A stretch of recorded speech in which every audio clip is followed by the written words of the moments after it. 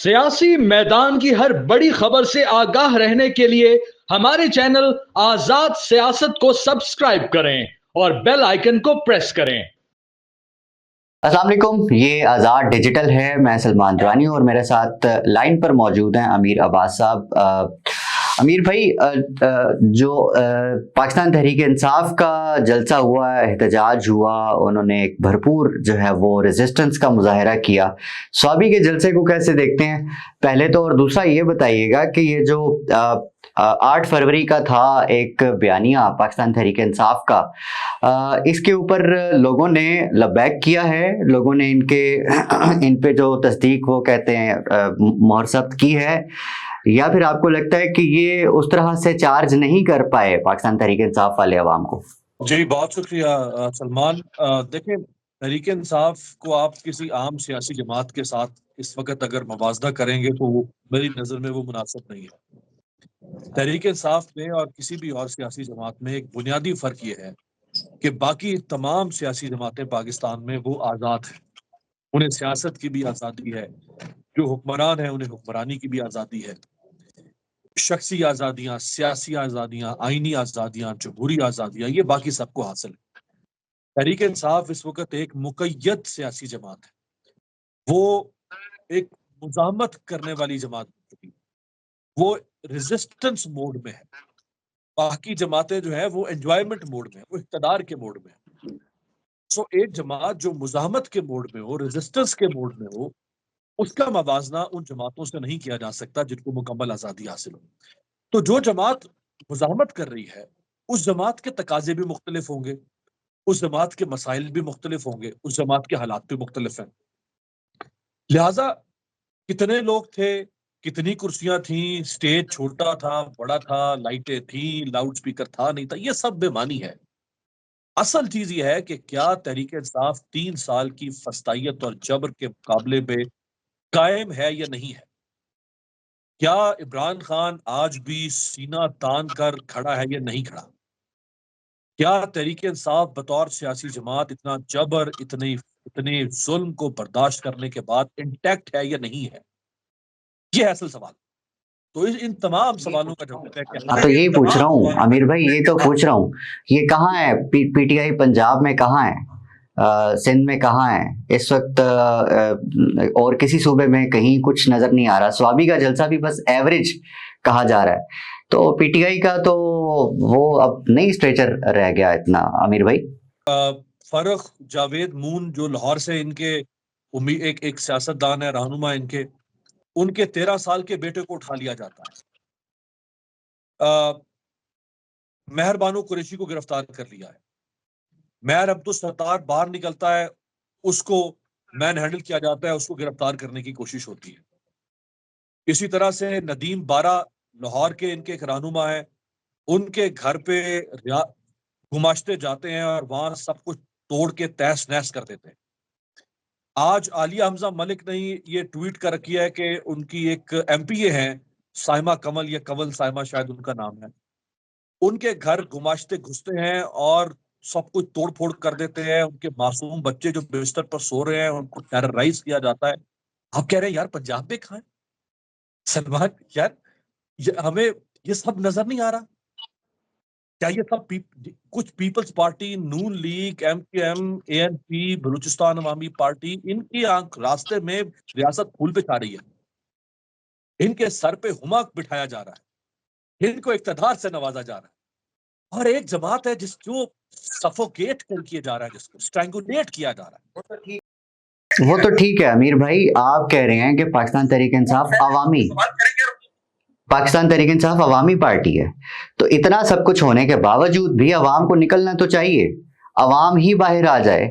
अब नहीं निकल रही तो इसका मतलब यही हुआ ना कि जो हुकूमत वक्त है, जिसका आपने भी जिक्र किया कि वो जुल्म कर रही है, जो जुल्म के पहाड़ तोड़ रही है, इसका मतलब यह है कि उनके जितने भी टैक्टिक्स हैं या स्ट्रेटेजी है वो कामयाब है अभी तक। हाँ, कामयाब है, जाहिर बात है। हुकूमत के पास ताकत है, हुकूमत के पास पुलिस है, हुकूमत के पास इदारे हैं, एफआईए, एंटी करप्शन है, नैब है, एजेंसीज हैं, हुकूमत के पास सब कुछ है, हुकूमत के हाथों में मीडिया खेल रहा है।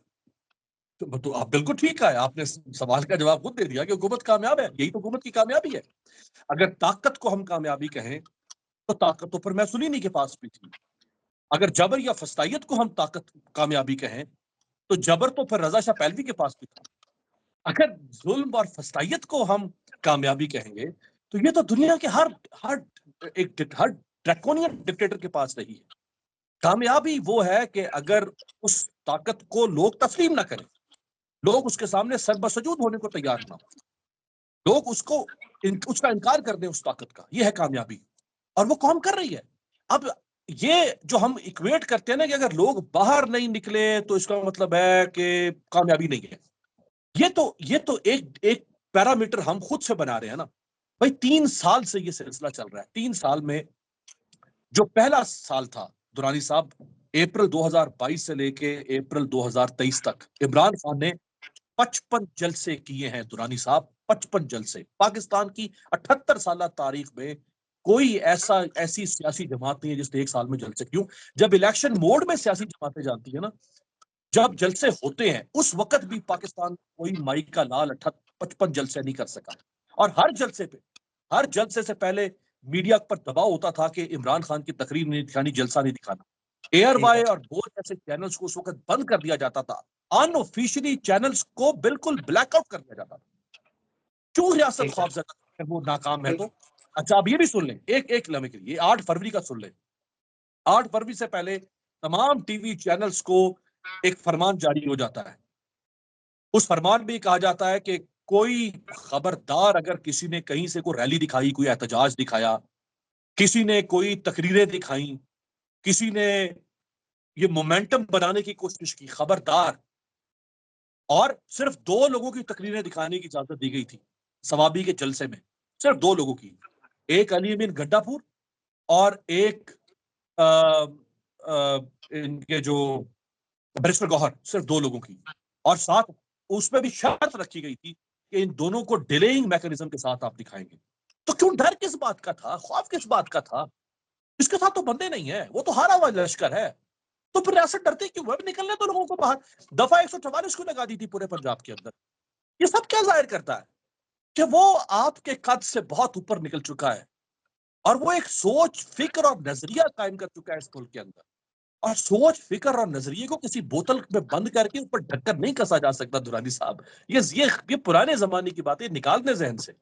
ٹھیک ہے امیر بھائی, جنید اکبر کہہ رہے ہیں کہ اسٹیبلشمنٹ کے ساتھ ابھی بھی بیک دا ڈور بات چل رہی ہے. ٹھیک ہے, تو اس میں اسٹیبلشمنٹ انہوں نے یہ بتایا کہ جو جس چیز پہ پھنسی ہوئی ہے, جو حکومت اور اسٹیبلشمنٹ چاہتے ہیں کہ 2 سال چلنے دیا جائے اس حکومت کو اور پھر الیکشن کرائے جائیں, جبکہ عمران خان فوری الیکشن مانگ رہے ہیں.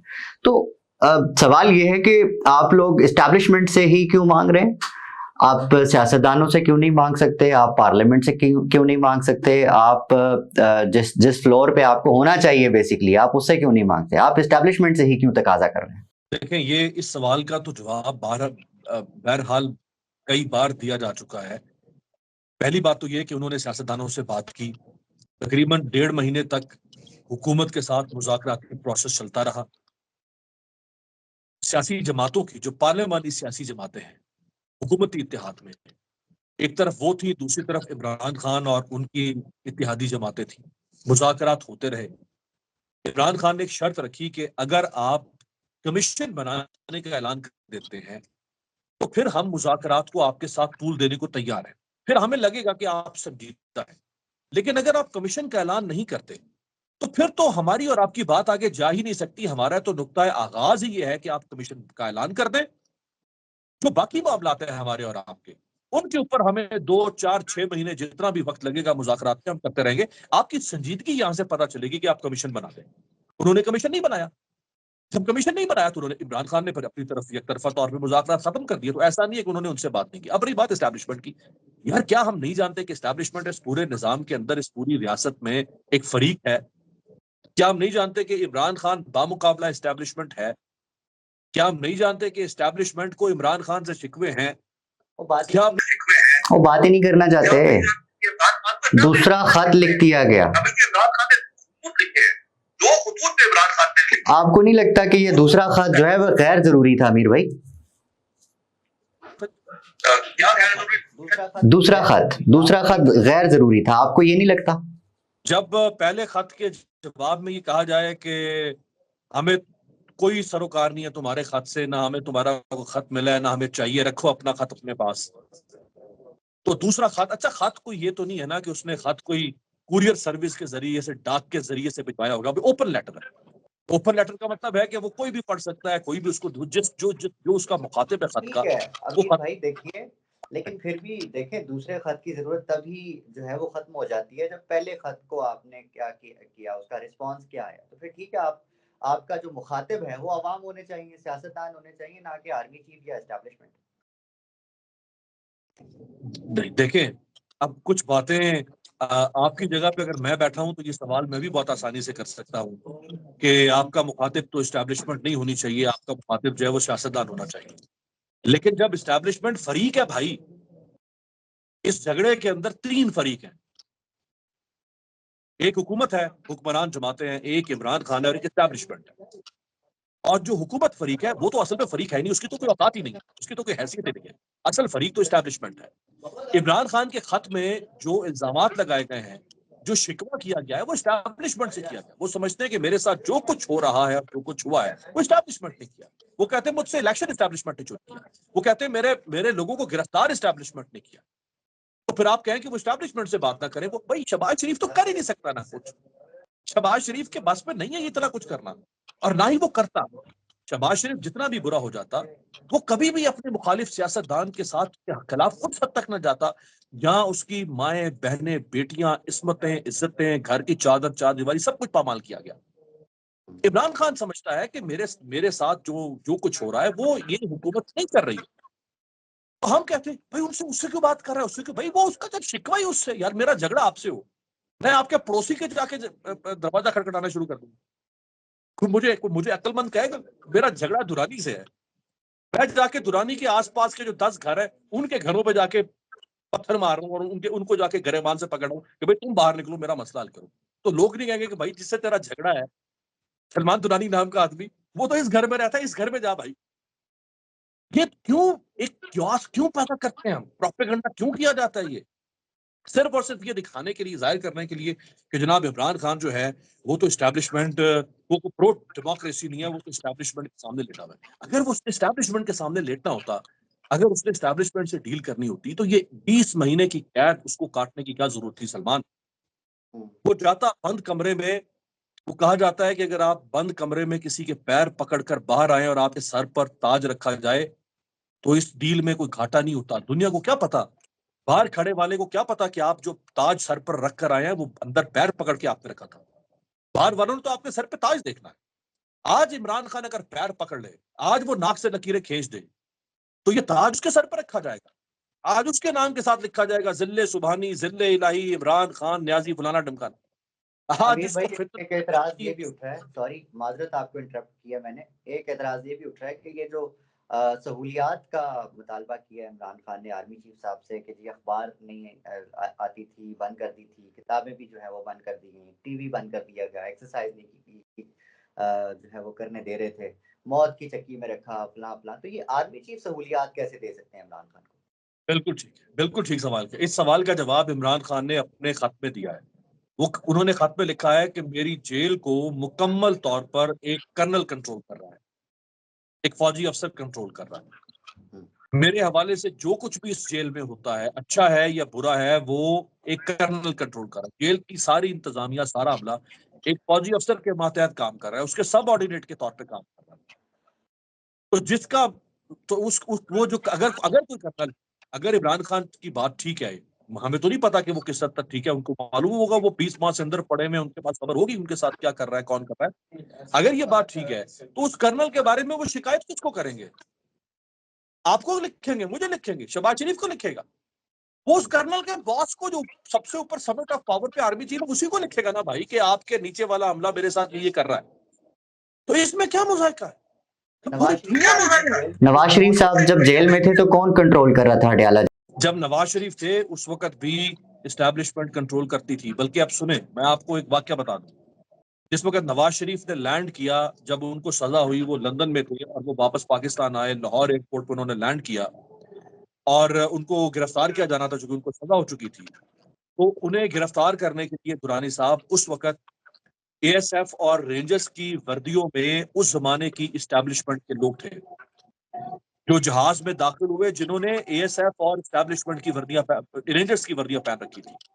اور اس وقت کی جو پنجاب کی بیوروکریسی اور انتظامیہ تھی، اس زمانے میں جو پنجاب کی بیوروکریسی کے سربراہ تھے، ان کی بڑی تلخ کلامی ہوئی اس وقت کی اسٹیبلشمنٹ کے ساتھ، اور انہوں نے مخالفت کی، اس فیصلے کی کہ اگر آپ نے نواز شریف کو گرفتار کرنا ہے تو آپ سویلین فورسز کے ذریعے سے گرفتار کریں. آپ ان لوگوں کو وردیاں پہنا کے بھیجنے ہیں جہاز کے اندر نواز شریف کو اریسٹ کرنے کے لیے جن کو تجربہ نہیں ہے گرفتار کرنے کا. اگر نواز شریف کے ساتھ کوئی مین ہینڈلنگ ہو جاتی ہے، کسی قسم کی کوئی دست دراندازی ہوتی ہے، تو اس میں پھر کون قصوروار ہوگا؟ سو یہ تو ہر دور میں ہوتا رہا ہے کہیں نہ کہیں زیادہ، اس کی کون انکار کرے گا؟